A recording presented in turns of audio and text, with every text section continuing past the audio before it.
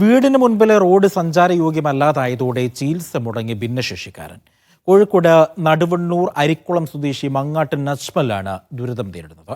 ജന്മനാ കൈകാലുകൾ തറന്ന നജ്മലിനെ ആശുപത്രിയിൽ എത്തിക്കാനാകാത്ത സ്ഥിതിയിലാണ് വീട്ടുകാർ.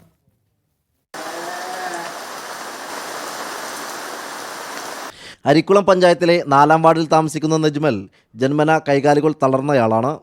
വീടിന് മുമ്പിലൂടെ പോകുന്ന റോഡിലൂടെ ആളുകൾക്ക് നടന്നു പോകാൻ പോലും പറ്റാത്ത സ്ഥിതിയാണ്.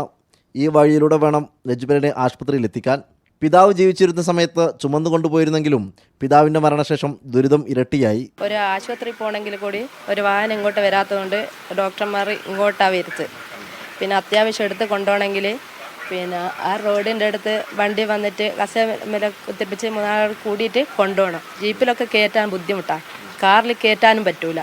റോഡ് നിർമ്മാണം വേഗത്തിലാക്കാൻ നിരവധി തവണ അധികൃതരെ സമീപിച്ചെങ്കിലും ഫലമുണ്ടായില്ല. ഇന്നലെ ഗ്രാമപഞ്ചായത്ത് സെക്രട്ടറിയെയും പഞ്ചായത്ത് പ്രസിഡന്റെയും നേരിട്ട് കണ്ട് ഇതിൻ്റെ വിവരങ്ങൾ ധരിപ്പിച്ചപ്പോൾ പറയുന്നത് എന്താണെന്ന് വെച്ചാൽ ഈ ഭരണസമിതിക്കൊന്നും ഇനിയൊന്നും ചെയ്യാൻ കഴിയില്ല എന്നുള്ള രൂപത്തിലുള്ള മറുപടി തന്നെയാണ് അവിടുന്ന് വരുന്നത്. അപ്പോൾ ഈ നജ്മൽ എന്ന ചെറുപ്പക്കാരനെ ഹോസ്പിറ്റലിൽ എത്തിക്കാൻ വേണ്ടി വളരെ ബുദ്ധിമുട്ട് അനുഭവിക്കുകയാണ് കുടുംബം.